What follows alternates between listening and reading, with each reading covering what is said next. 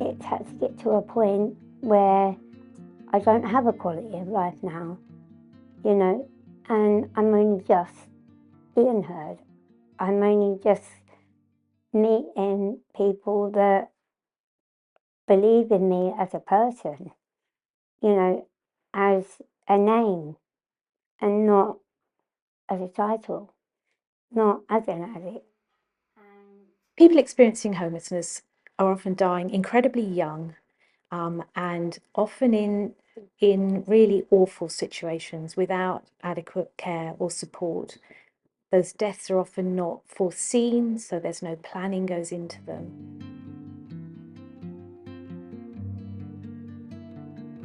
I felt that we really needed to know what was happening when people had advanced ill health or deteriorating health. Where were they? What was happening to them in those last weeks or months of life? So we began with our first exploratory qualitative study. Palliative care wasn't something that was considered for people experiencing homelessness back then. At the beginning of our research, there was a real evidence gap and a lack of awareness about what palliative care might look like in the context of homelessness. Sometimes there's a misunderstanding about what palliative care is and who it's for. So we were really interested in that equity or the lack of equity in access to care and support at the end of life. We started almost with a blank page. We interviewed a range of people who were working in hostels, outreach services, people with lived experience of homelessness, people working in palliative care, primary care, mental health, addiction services. And from that, we identified a range of different issues which were really contributing to why people experiencing homelessness were not having any support or planning going into their last weeks or months of life. What we found was that people were not being recognised as having palliative care needs, partly because they were often very young, partly because their conditions had very uncertain disease trajectories. But in addition, we know that actually when you're working in homelessness, you're working to recovery, you're working to support people to move out of homelessness. You're working to support people to address their addictions, to address their mental ill health, and hopefully into work and independent living. So to be thinking and reframing that actually people are not recovering is actually a hugely different mindset.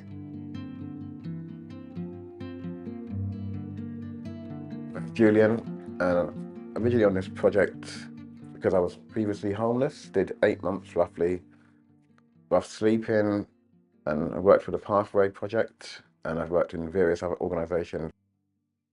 I used to keep a little diary in my pocket, and when I was sleeping in Hyde Park, I would always write little bits and pieces in this diary, just in case anybody found me. So I wanted people to know that I was once a person. I believe my role was to break down a lot of barriers through my experience and what I experienced within myself. I sort of supported the clients through in the focus groups. It sort of helped the clients and the staff members. I think it made them, relax as well. Something that we developed was the Palliative Care and Homelessness Toolkit. In collaboration with St Mungo's, so Peter Kennedy in particular, and Marie Curie, there was an existing toolkit which we were able to update based on the evidence and the research that we generated. It was developed mainly for frontline staff, but I know that it's actually used also by a range of healthcare providers as well, and has also been used for training frontline homelessness staff too.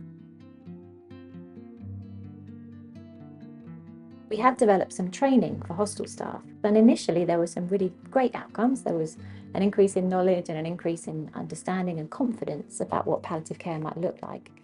But when we went back kind of 3 months after the training, we found that that change hadn't really been sustained because the training in isolation wasn't enough. I think for meaningful systems change, what we learn is that you can't just do a one-off training for one group of people.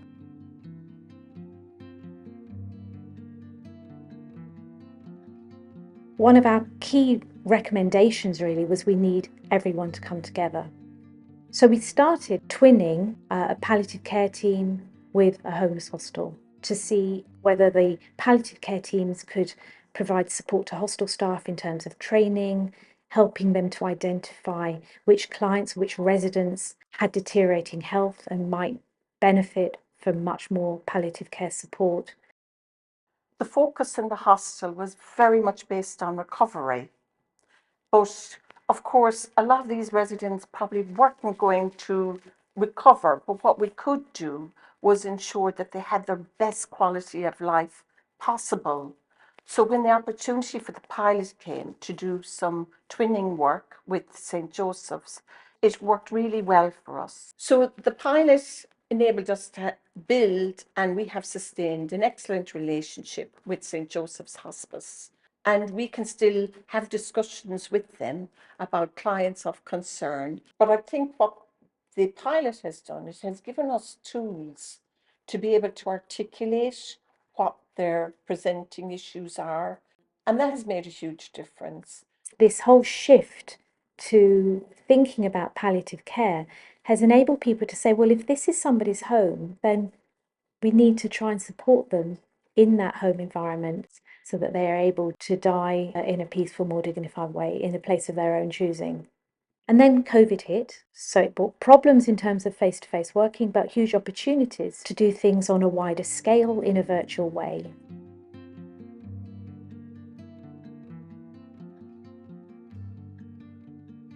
So what we did was we pulled together training that we'd undertaken with hostel staff, together with training that we'd done with the palliative care teams, brought that all together into modules, and thought this can now help to support communities of practice all over the country. We found that coming together in that way was new and was valuable, and it filled the gap that existed, particularly for frontline staff and outreach staff.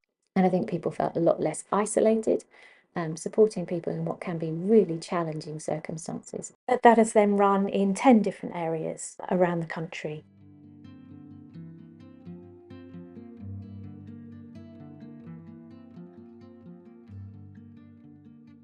After we developed the communities of practice, what we heard from people was that they'd really appreciate connecting with people on a local level and finding out about who could they work with in their location. But people also recognised that what they were doing might be very different to what somebody else or another town was doing. So we were awarded some other research money from the National Institute for Health and Care Research to establish the National Palliative Care and Homelessness Network. And the logic behind this was to come together on a national level, to share their learning, to make connections, and to feel that sense of community about that these are issues that people care about and you're not alone working on them. So if guidelines are developed in one place, we can share them with the network and people can use that to inform their own practice going forward.